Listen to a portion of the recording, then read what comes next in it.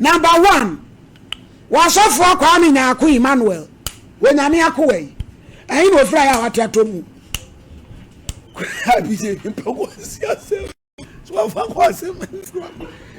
No from oba ne kontom kro solo. Kwa! Adenko. We na me aku a. Awurade asomdwe nkan. Asomdwe nkan so. Yo, me pa cho ya Bible Quran. Abi focus ya kasa prekoshina bodi ane cross so pede. Ba cho se na ya me ame de. Enti me ame ho asem na mefa. Eno ne tro se. Yo fansa to so e. Na bodi ya me. Kwa nyako. Aya me kwa me nyako yima. Me sada Bible iso. Me sada Bible. Sa semo America no. Sa semo America. Chudo. Minitro. Minitro. We na me boa me. Arade mo. Order. We na me akọ asembe na ho. Odase. Asomdwe nkan. Enkan so. Enka wi ase nyina. Fra America we pen Ghana. Babia alade ayekese na me de asempa eye wiase nyina dia na eye de na ede bra wiase na me de bra wiase azeke sidi nka me ofa kofi jima o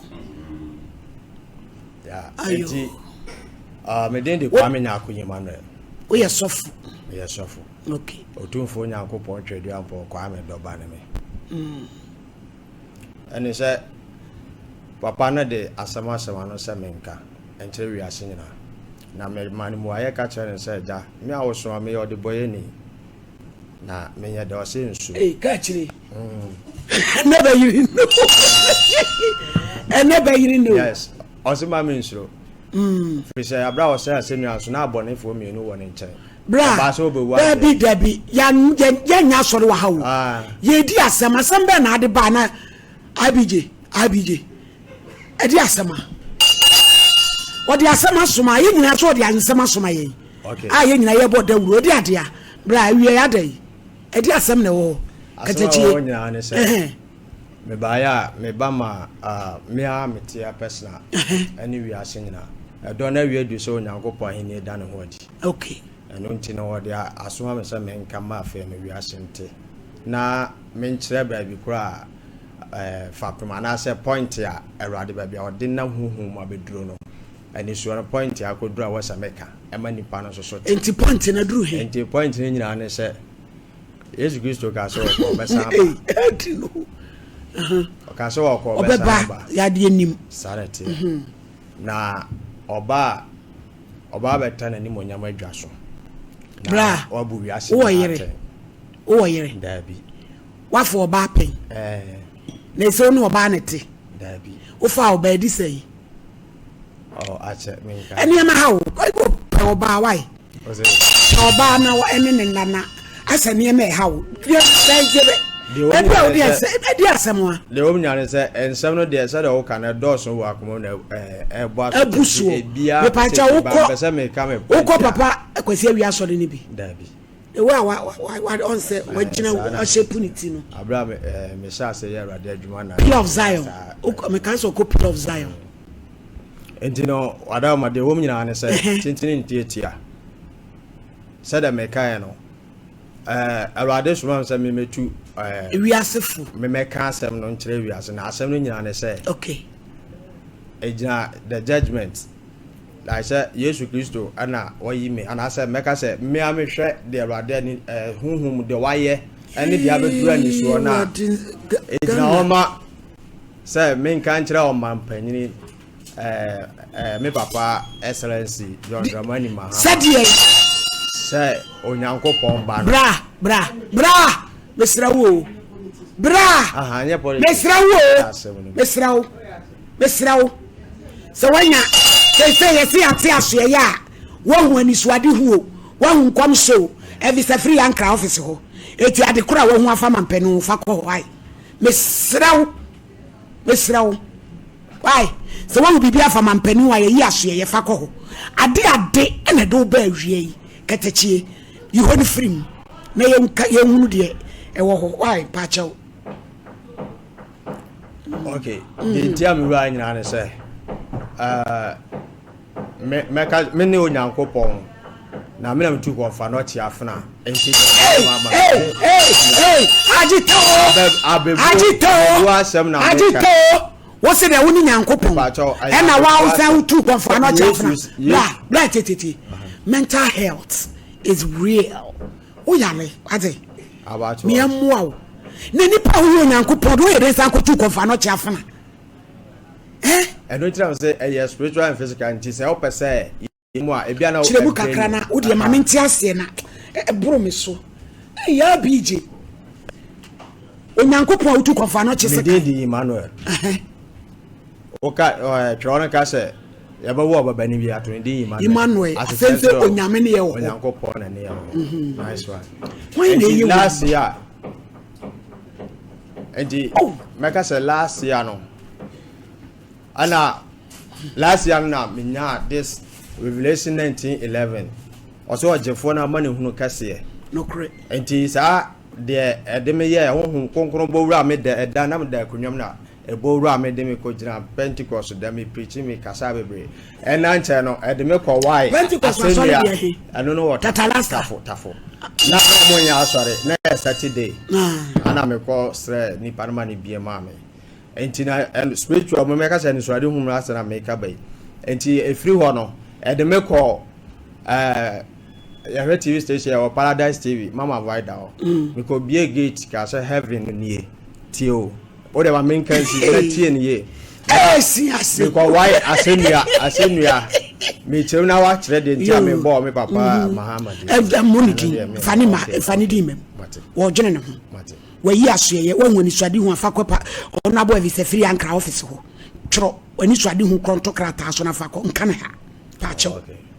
And you know, me ko why asemmia wo asori fie said the treble yesu tri eso say ono no Judah for hene no ho me ko tech side e ko why me ko wura asori fie bi na asemmia kese esi wo e ma me ko why me ko why free wo no e free wo no so no awrade ma me ba manhia me na otumfo na ho e de beto ani se o ko asemmia tu seka no eye honhum mu asem se biribi wo. Yes, and at the almost say Obeba, he's the council for Bia, sorry, penny for no. Okay, Revelation 19:11, I say, or sort of going at or tennis no. A friend and number friend now, or above for what's doing at Japon, also Dinechi. Michelle, dear, I did my Abba Drew Samria, John, dear Matti, Babo, I said, or better than do whom be a Becca. And he or therefore I rabbi mamma, yeah, any dear Matti, so I'm a who and as a person mechano, and until I'm a bass.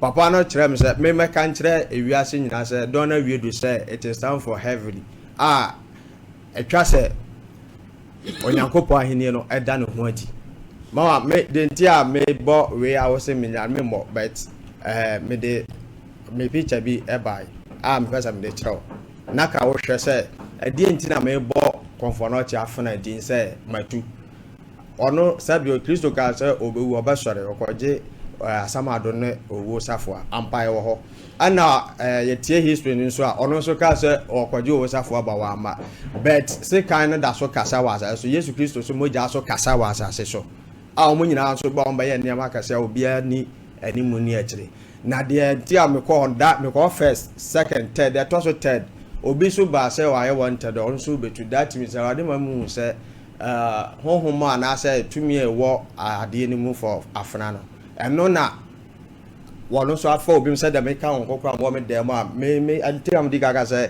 me o de boy ni say nyina nim say nyina ye bono Onyankopon ni mo nya boy but the dem me ye adwuma no honhom so fa ono so mu e bai e mo ono so ba so obetu se kan tim ni mienu committee wa afra no ba me na me nya akwan na me simu dem nsa so but antu no de akoba nya ansa me wie o mo pagya me fru ameko no me ba be dru fie pe. The Bible do this catch them and say, I have cancelled your plan to save your life. Now yes, a bit too physical. Name no, akunya and I say, Onyankopon banners or so than above for the banner better than any Munyama Jasua, than any Munyama Jaw better national. So Onyankopon Yesu Christo obey pure or mind Ghana. And yes, sir, Okopio Bia because. Esade me ko nana otumfo asa asante hene me nana ho statue no sikeje tia me ko twa ho hia me ko to obi owo ho a me ko no bla e jani so ade won de ga me ka aye bebre wabusu apanyini ti ase o ma me ti ase ade no mpeso mo ya na eje nsem ansa usama okeke insisi so jese wo asem no ni ti ene na chi de wo kan no enye bra ti ase wate ni emfa nko hospital da be say o e bia de me ka no say onya abotra wan say me nka na se menya abotra de wo kekan ye nti ase na ne wo nko na wo ti wasem na ase ye de ye nti ase o ase kan ena obi ba ho ena ho ahwan ena me call menhia wo fa covid man na em say wo baboa is akwa yi so me wo fa no de wo ye wo hu ide eje yima oso mama na say he no waso no meni asori na wo ya sole we meni asori won o ka radi asem won na evangelist no mensa anye no so na ne wo ye de my no I for this thing number any ade say am ready no fi te say de na aba this thing no ye de an maga say na ndi so ade hunu kase na me wo fi e de ni so ade hunu kase menye asori bia da etu no ma me na ti fi no you say am ti asori fi asole be fi asole be me wo from side esu ebusa osu ni asole anya me na me ye ba wo ti asole na me ye just me pesa me tie awurade asem tie ho na me wo ba me nye se minim se nyo na asole ben ya wo sofo ne wan ma me fa no nto nche won so sofo di ODC so ya metra na be ka mampani ho asem no wo sofo de ne but na mampani e odi o man nyina aso wo so na wakonye enyi kire wo betena haka aha ani eno ano no nti se dia na wo pese ye ma talk show aba emra na de keka kro na no de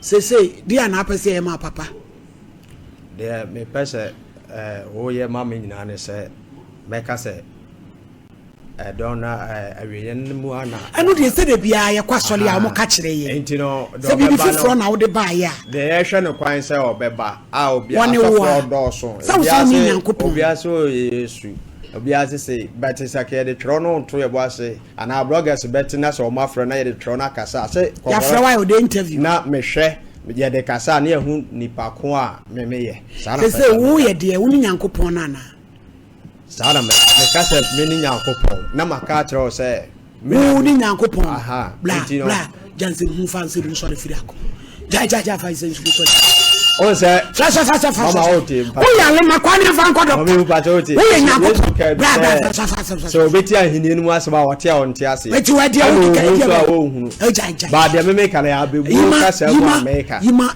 je o yale enti yes ka no betu physical na emu no ntira na me bo me papa we Ghana Destiny President Dean na yeah so yawo yes opio Christ yaba Kristo wa bedru hanne Kristo abasu wowura na pie na ni bonya ewo efia hanne wie ewrade abafo abatotoro bento ema onamu kumu na malady za utua odi yedai imbus mami ni mimusa woni tew ngofo frefri krofrom ba se Ibrahim se enema nkoyi za no mpeso omka krofrom fo na free yima utu sikana wo de yedai card be yedai bible so afa free so amawa untimi nyawo ti card be yedai sabi o sister o hwe ni ma me de picture bi tira me papa yi me grab be ma my address ya ohene na afra nkuta me onim se ade no ko wie ye no afi no mani so te me no me hwe metene a bible ka o se de obete bia no do be hu bia obeka enti dia me hu bia no me hwe picture no nam se a na ho na me ko ye na me ko se me ko tuna me ko be permission no na me hwe picture ya eye ima da sem na bi busta no enya no ase me say utu sikana odi yedai enu na de na be yamam se no na me kire se enya me pe se me ba wi ase nya na sabi o matranta fo ya djuma ma ye sofu djuma so bebre ba nya me pe se me ka se sabi na ofarase wo na me ni ho ade na be ba mama ka se na me se tu di ko yedai ka utu ade yedai enti na me ka se me ko se me tunu an tunu number fe na ade ma me hunu se enya se be tu physical taje okuturu huhu enti no do otimi mu no sunsum no me unim se ko so ade wi na 3 days time me wodem a me wodem no na ɛhɔ sɛbe kafro ɛhɔ bond sɛ efunu ayi essence ɛma ɔmo de ayi wɔde sɛ omo ɛne ayi kura na yɛ dɛ te sɛ deɛ Okomfo story ne teɛ na yɛsɛ ɔda hɔ a ɛtumi ɔmo mmɔtwe nim ne ade no ɛno no bi no na mfɛsi ne nyinaa de ɔda ɛyɛ so mbusu transe na Abraham pamfansi wa baabi a yɛduro no a mate mayɛ ma ɛyɛ is enough